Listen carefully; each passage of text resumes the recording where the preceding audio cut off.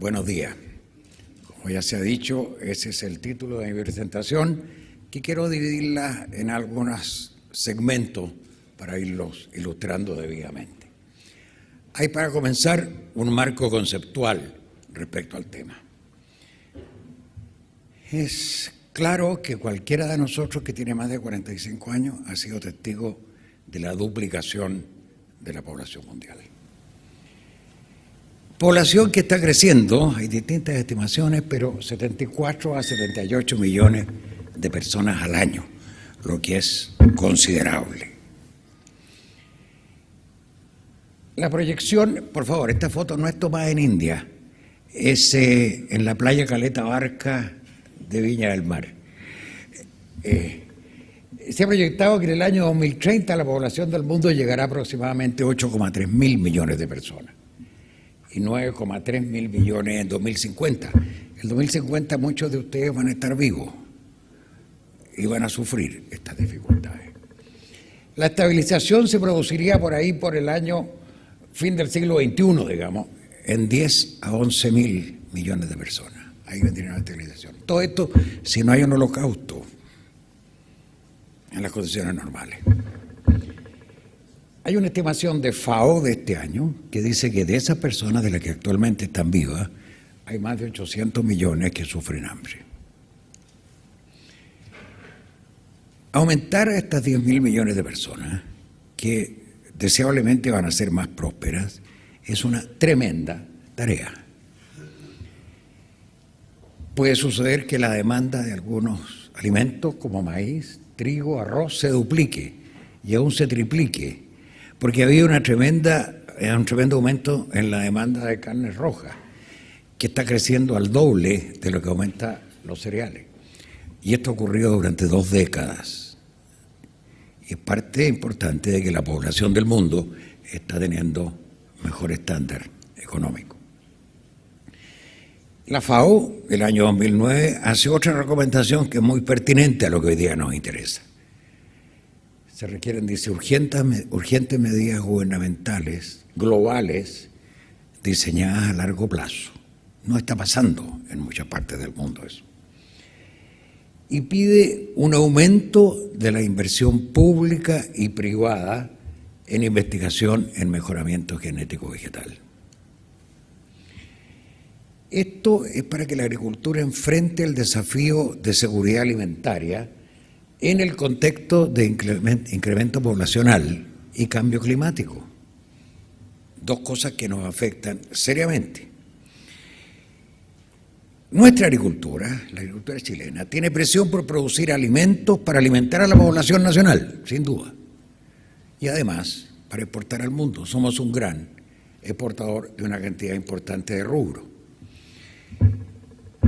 El decano Lizana me dejó en vergüenza. Yo estoy diciendo aquí que Chile tiene al menos 7 décadas de actividad de fitomejoramiento vegetal. Como él es mayor que yo, él se pudo remontar al año 1859. Yo no había nacido, Antonio, así que no puedo dar fe de lo que tú estás diciendo. Pero sin duda, son más de 7 décadas de fitomejoramiento vegetal. Importante. Hay una tradición. Es un sistema, nuestro sistema, que crea consistentemente nuevas variedades, pero ha sido mayoritariamente enfocado a los cultivos anuales. Y ahí está línea con su historial va a cumplir 50 años, si no me equivoco, el año próximo. Ha generado, como dijo el ministro, más de 260 variedades de distintas especies, pero principalmente cultivos anuales. Mantiene en el registro de propiedad del SAC 31 variedades y además están todas aquellas que son de uso público. Además, como lo dijo el decano, hay una cantidad de investigación que proviene de las universidades y también del sector privado. Las fuentes de financiamiento estatal han sido principalmente destinadas a líneas. Pero los otros instrumentos han sido lo que se llama cortoplacistas. Proyectos con 3 años de financiamiento, con suerte duplicables a 6 no alcanzan para financiar el fitomejoramiento. Por ello que muchos programas de fitomejoramiento que existían han tenido que detenerse, incluso cambiar de rubro, porque no hay dinero para hacer una tarea que toma muchísimos años. En la mayoría de los casos, tanto en las variedades producidas por el sector público como por el sector privado, el retorno a la inversión es escaso o es inexistente. Los llamados royalties se pagan tarde, mal y nunca y en muy escasa magnitud. Y esto es porque no tenemos un adecuado instrumento que proteja la propiedad intelectual. Hay concepciones erradas respecto a lo que significa una variedad vegetal en relación a propiedad intelectual. El imaginario popular, yo creo que considera que una variedad vegetal es espontánea. Apareció de repente. Ahí está, bien público, sin que tenga derechos de autor. Dentro de esta misma concepción, estas variedades que se generaron solas van a estar ahí para siempre. No hay para qué reemplazarlas.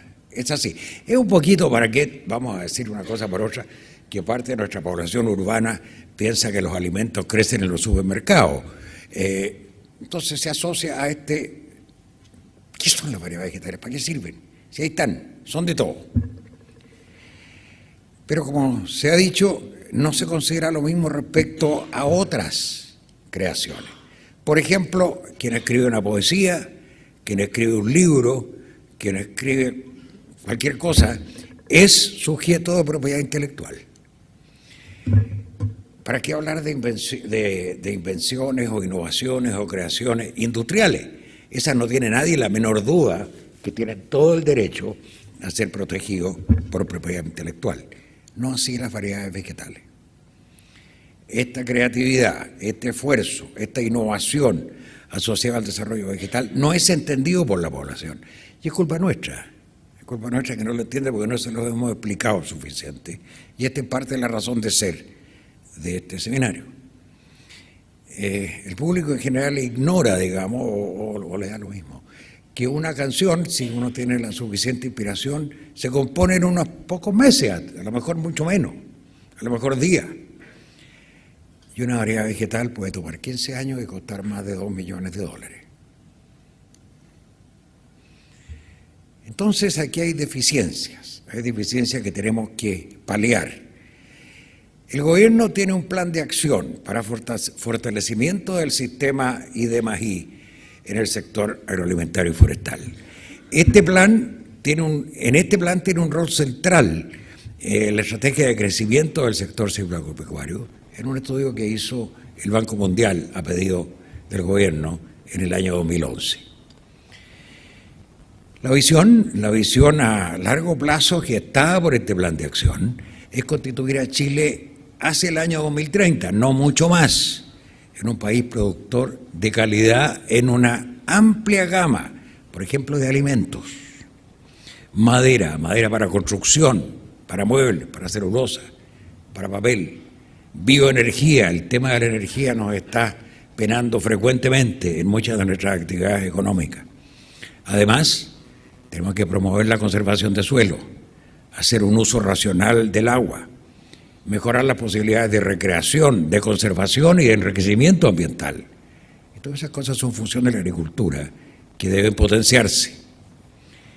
Lo que necesitamos ahí son tecnologías de punta y capacitación de la fuerza laboral y educación de la población.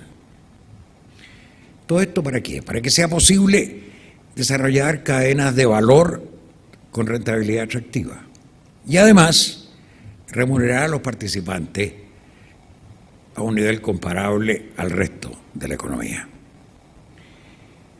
Un tema transversal que ocurre en todo esto es la necesidad de reforzar la capacidad nacional para hacer fitomejoramiento vegetal.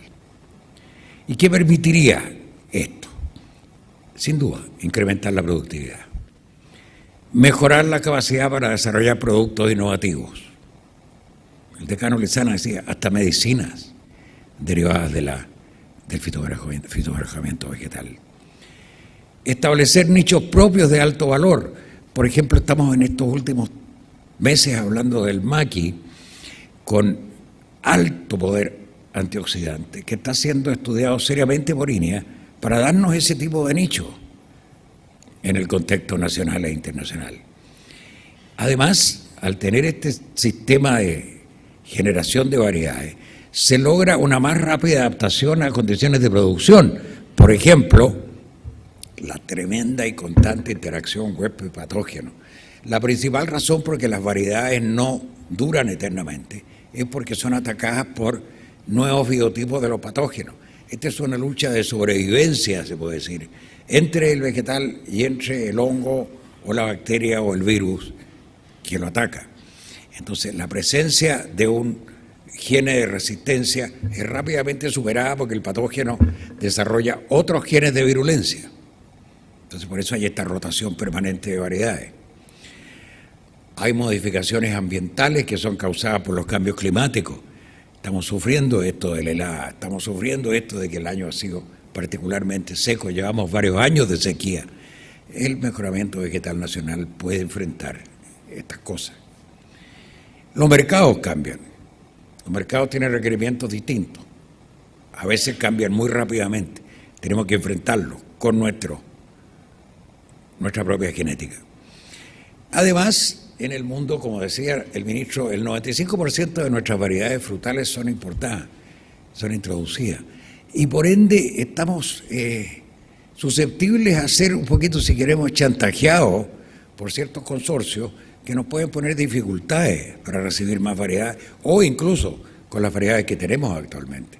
Entonces, al tener nosotros nuestra propia genética, negociamos mejor el intercambio vegetal. Con esta visión que está creando el Ministerio de Agricultura, estamos empezando a diseñar un Chile que va a ser exportador de genética, como lo son Israel, como Holanda, como Nueva Zelanda. Podemos llegar a eso, tenemos cómo hacerlo. Y esto enfrenta restricciones. Es fácil hablarlo, pero hay que observar las restricciones. ¿Por qué? Porque al país le faltan cosas. Por ejemplo, capital humano. Por el mismo hecho que el fitomejoramiento vegetal no es una actividad que produzca gran cantidad de empleo, las universidades han disminuido su oferta en este sentido. Necesitamos seguir preparando capital humano en Chile y mandando también a nuestros profesionales a estudiar al extranjero. Necesitamos, porque carecemos o estamos pobres en recursos financieros y recursos de infraestructura. Muchas de las cosas que tenemos por el asunto de financiamiento empiezan a tener cierta obsolescencia. No tenemos el marco legal, o sea, lo que tenemos no es insuficiente, lo estamos modernizando, pero por el momento la situación no es estable. Y lo que les decía hace un rato, no tenemos la conciencia de la población respecto a la necesidad y la importancia del mejoramiento genético vegetal a nivel nacional. 4 deficiencias que hay que resolver, a las cuales hay que enfrentar con rapidez. Porque al tener el desarrollo varietal derivado del fitomejoramiento vegetal, el país se posiciona mejor, logra un mayor nivel de productividad, más y mejores variedades de distintas especies anuales. Nuestros cultivos son importantísimos para alimentar a la población nacional, especies perennes que nos permiten tener una posición de privilegio en los mercados internacionales. Estos son los motores de la agricultura y derivan de este proceso de crear variedades. Entonces, al tener estos instrumentos, al superar estas restricciones, se favorece la agricultura, tanto para el consumo interno como para la exportación.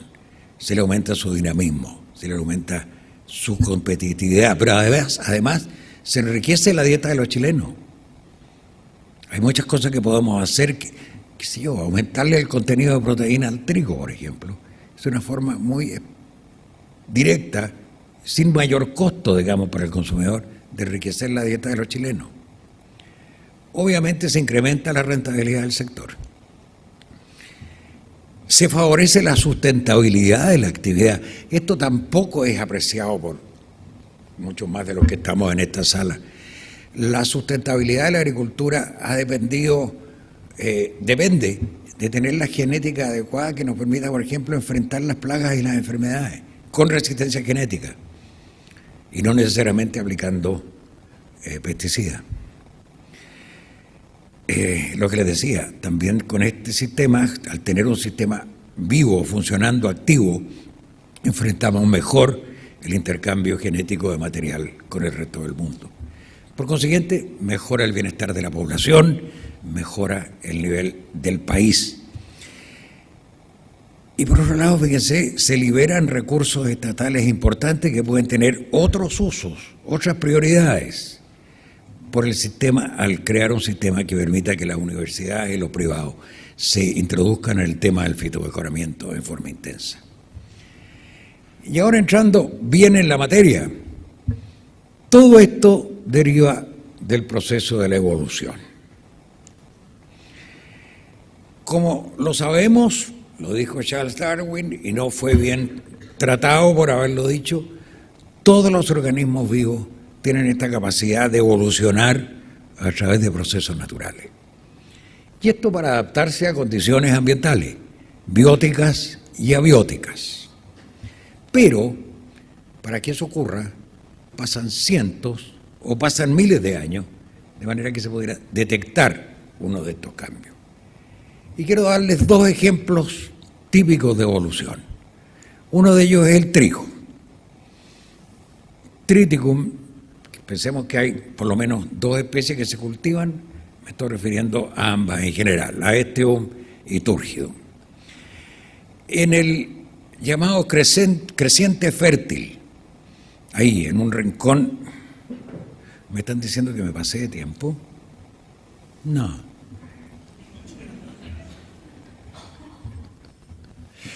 En un rincón del Mediterráneo, ahí se generó el trigo, ahí Irak, Irán, todos estos países que escuchamos, no para buenas noticias, sus habitantes fueron los que domesticaron el trigo, partiendo de 3 gramíneas silvestres, más de 10.000 años atrás. Ahí está algo de lo que queda, algunas de estas están extintas, pero ahí están algunas de las gramíneas silvestres que son progenitores del trigo. Y el otro ejemplo de evolución es el maíz. El maíz derivó de esta planta que se llama teosinte, de Mesoamérica. Y esta planta teosinte tiene poco que ver con el maíz actual, como lo pueden ver. Pero de ahí, esta es evolución natural, que llegó a producir el maíz que hoy día conocemos. En otras palabras, cuando esto pasó, los núcleos humanos que residían en esos lugares se dedicaron seriamente a hacer los cambios o a mantener los cambios que ellos consideraban que eran favorables para su alimentación. Y estas especies que usaron nuestros antepasados para su alimentación, se transformaron grandemente, de manera de que se parecen muy poco a lo que eran sus antecesores. Y aquí les voy a poner un par de ejemplos, digamos, de cuán diferentes son los trigos y los maíces actuales de lo que eran sus antecesores no hace tantos años, digamos, en términos evolutivos. Ahí, por ejemplo, hay espigas abajo, estas son las espigas de trigo que hoy día conocemos, y arriba las que se cultivaban, fíjense que no estoy hablando de siglos atrás, a comienzos del siglo pasado. El maíz, miren la evolución de la mazorca, desde la de teosinte que está a la izquierda, a el maíz que hoy día conocemos. Más o menos 100 años atrás, por ahí por el 1904, todos estos esfuerzos que hacían nuestros antepasados se empezaron a transformar en una ciencia. Y esta ciencia pasó a llamarse fitomejoramiento vegetal. ¿Qué se ha combinado en esta ciencia? Los descubrimientos del monje austríaco Gregory Mendel, la demostración de evolución de Charles Darwin y obviamente el concepto del modelo de ADN de Watson y Crick. Entonces, eso dio lugar al llamado mejoramiento vegetal, que, como les decía, de artesanal hasta el siglo XIX pasó a ser una ciencia a partir del siglo XX y lo es ahora.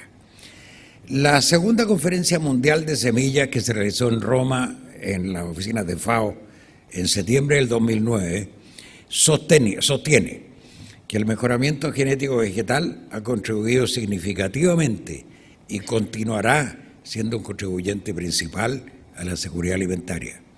Simultáneamente, fíjense, reduciendo los costos de producción, la emisión de gases con efecto de invernadero y la deforestación, cosas que se tienden a ignorar. Con ello, dice esta declaración, el mejoramiento genético vegetal mitiga significativamente los efectos del crecimiento poblacional, el cambio climático y otros desafíos. Fíjense, otros desafíos además sociales y físicos. No hay una definición absoluta para fitomejoramiento vegetal. Hay muchas con las cuales no los voy a aburrir. Pero uno podría llamarlo como una forma de evolución dirigida y acelerada. Lo que la naturaleza hace en cientos o miles de años, la ciencia lo logra en 15. El proceso que se hace con el que se inicia con el fitomejoramiento vegetal se expresa finalmente en una variedad o en un híbrido. Variedad o híbrido que puede ser gestado por genética convencional o por ingeniería genética. Y hay que recordar que son organismos creados por los científicos para beneficio de los productores. A veces, cuando se habla de esto de la defensa de los derechos de los productores, el privilegio de los agricultores, se olvida que estas variedades se crearon para su beneficio y que es para beneficio de los productores utilizar siempre la mejor semilla de esas variedades. Y como decíamos, la longevidad de estas variedades está limitada. Años atrás, yo no sé si hay cifras actuales, se decía que una variedad de trigo en Chile tenía una vida promedio de 4,6 años. No sé cómo ha cambiado eso, o si es que ha cambiado, pero la situación es que la variedad es de corta duración y es necesario reemplazarla. Por consiguiente, el proceso de fitomejoramiento es permanente y es fluido. Y obviamente que no, porque se empezó a hacer un cruzamiento hoy día y va a demorar 15 años y el resultado se esperan 15 años más para iniciar el próximo. Este es un proceso que va consecutivamente generando material de año en año. Entonces, conceptos genéticos y evolutivos que tienen tres ideas principales: la expresión de los genes, el comportamiento de los genes en poblaciones y la evolución de las poblaciones por sustitución alélica bajo selección. Parte de esta selección es natural, el fitomejoramiento por el sistema masal es absolutamente de esa naturaleza, y otra por la selección artificial impuesta por los científicos. Con un objetivo principal, rendimiento. Hay otros objetivos, por favor, no quiero decir que sea el único. Por ejemplo, precocidad de un carozo podría ser importante para alcanzar un determinado mercado. Pero el rendimiento ha sido siempre el principal objetivo del bebé. Y este es un objetivo mayor, porque el rendimiento es seguramente el carácter multigénico por excelencia. Todos los genes de la planta de alguna forma participan en la formación del rendimiento. Así que aquí hay función de muchas cosas y estoy poniendo algunas solamente: intercepción de la radiación incidente, eficiencia de la conversión de esta radiación en energía química, interacción de estos factores primarios y secundarios del rendimiento y los recursos del medio, partición de la materia seca entre la parte cosechada y el resto de la planta, lo que se llama índice de cosecha. Y además, fíjense, hay otros factores que inciden sobre el rendimiento. Obviamente hay factores biológicos, hay factores ecológicos, hay factores tecnológicos, pero también hay factores socioeconómicos y, curiosamente, factores políticos que inciden sobre el rendimiento. Es muy fácil que una política errada deteriore los rendimientos de la agricultura. Curioso, pero es así. hay más cosas del rendimiento que ameritan atención. Por ejemplo, ¿cómo se determina? ¿Cuáles son los caracteres morfológicos y fisiológicos que se combinan para maximizar la expresión del rendimiento? En esto además se producen interacciones, se producen compensaciones. Hay una cantidad de incidencias adicionales que lo hacen un factor profundamente complejo. Uno tendría que preguntarse también cuánta es la variabilidad genética del potencial de rendimiento y de los caracteres relacionados. Por ejemplo, en cereales es muy obvio cuáles son los caracteres de los factores del rendimiento, pero en otros cultivos no lo son tanto y sus interacciones por consiguiente son más desconocidos. Importantísimo es en este proceso de mejoramiento determinar cómo seleccionar rápidamente los genotipos adecuados, en forma que sea eficiente y económicamente efectiva. Eso no siempre ocurre, es parte de la longitud del proceso, es por ciertas ineficiencias que son de carácter biológico, pero que existen. En consecuencia, el rendimiento puede ser manejado, manipulado, se dice, y llevado a lo que sería su techo genético. Por lo menos, diría yo, por 4 vías. Obvio que mejorando el manejo agronómico. Además, este es un tema que no nos puede dejar de preocupar, mejorando la eficiencia en el uso del nitrógeno. El nitrógeno, no voy a detenerme porque ya me dijeron de nuevo que estoy pasado en el tiempo. El nitrógeno esto es lo que se llama la cascada del nitrógeno, y me tomaría mucho rato explicársela, pero es parte del problema de que estamos usando ineficientemente el nitrógeno. Además, tenemos que desarrollar genotipos que sean resistentes a enfermedades y plagas, a distintos estreses, a que compitan bien con la maleza. Y lo más ambicioso es mejorando el techo genético de cada variedad. Eso es el mejoramiento genético vegetal. Si les muestro algunos métodos, solamente aquí, destinados a algunos, a especies autopolinizadas, como el retrocruzamiento, la piramidación de genes, el mejoramiento por pedigrí. Abajo está la selección recurrente para plantas de polinización abierta, etc. Hay N, no los voy a distraer con ellos. Pero ¿qué ha ocurrido? ¿Qué ha ocurrido con esto? Que el mejoramiento vegetal ha hecho tremendas contribuciones a la productividad en el siglo XX. De por medio de la revolución verde del doctor Borlaug. Pero incrementos globales de producción que son espectaculares. Esto es a nivel de mundo. 50% del maíz, 85% de la soya, 75% del trigo, 25% del algodón. A nivel global, muy interesante. Y otra cosa, el tener estos mayores rendimientos permite disminuir las superficies cultivadas o no invadir ecosistemas frágiles que se deterioran al dedicarlos al agrícola. Aquí tengo una muestra muy interesante del doctor Víctor Villalobos, el director general del ICA, que dice que el trigo, la mayor producción de trigo, ha significado preservar, conservar 1,1 mil millones de hectáreas. Por el hecho que la producción aumentara, fíjense, en 1950, 650 millones de toneladas, en el año 2000, 1.900 millones de toneladas, 3 veces. Entonces eso significó no cultivar o no someter a ecosistemas frágiles a la agricultura. No estoy diciendo que el mejoramiento genético independientemente hubiera podido alcanzar eso, ni tampoco las otras disciplinas por su parte. Cuando yo era profesor sostenía, porque eran otros años, que tener una citroneta y manejarla con benzina de avión no la transformaba en un Ferrari.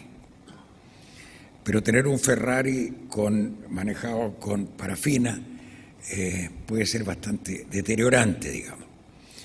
Y todo lo que se ha hecho, la ciencia del mejoramiento y las otras ciencias agronómicas han suplido bastante bien las necesidades básicas de la población. ha liberado a millones de personas que antes trabajaban en la agricultura, ha permitido desarrollar nuestras técnicas, nuestra cultura, de una forma que no teníamos antes, ha permitido conservar áreas para albergar la biodiversidad. Y al aumentar la producción de alimentos, el fitomejoramiento, curiosamente, se ha traído paz al mundo. Cada vez se ven menos estas situaciones de multitudes clamando porque no tienen comida, que ocurría en los años 50 y 60, que gestaron la Revolución Verde. Y Chile ha estado en el proceso. Nuestro fitomejoramiento ha participado seriamente en este proceso. Fíjense que les voy a mostrar solamente los 20 años, digamos, pasados. ¿Qué pasó en trigo, avena, arroz y papa? En el trigo los rendimientos han aumentado en 20 años 269%. En avena, 200%. En arroz, 65%. En papa, 186%. Considerable, importante. Pero la subsistencia de estas cifras o la mantención de la pendiente de incremento depende de que los agricultores adquieran las variedades mejoradas y utilicen la semilla apropiada.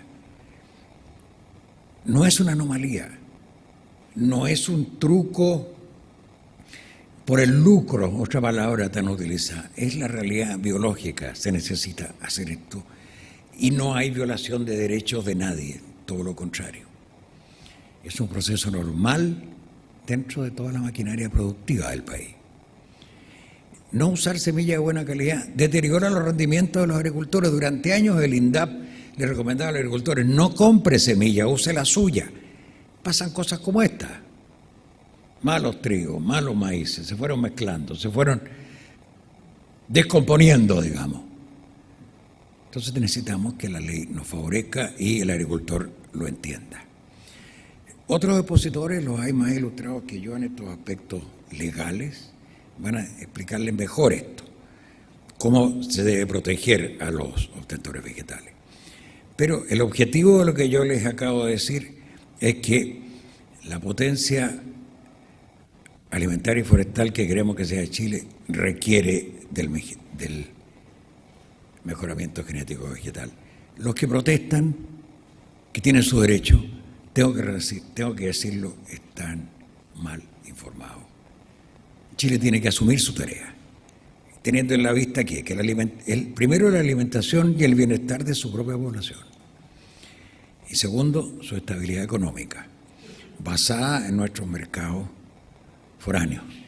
Fíjense que se está hablando de que de esta situación de helada estaríamos perdiendo ingresos entre 400 y 1.000 millones de dólares. Muchísimo dinero, muchísimo dinero. Tenemos que enfrentarlo. Gracias por su atención.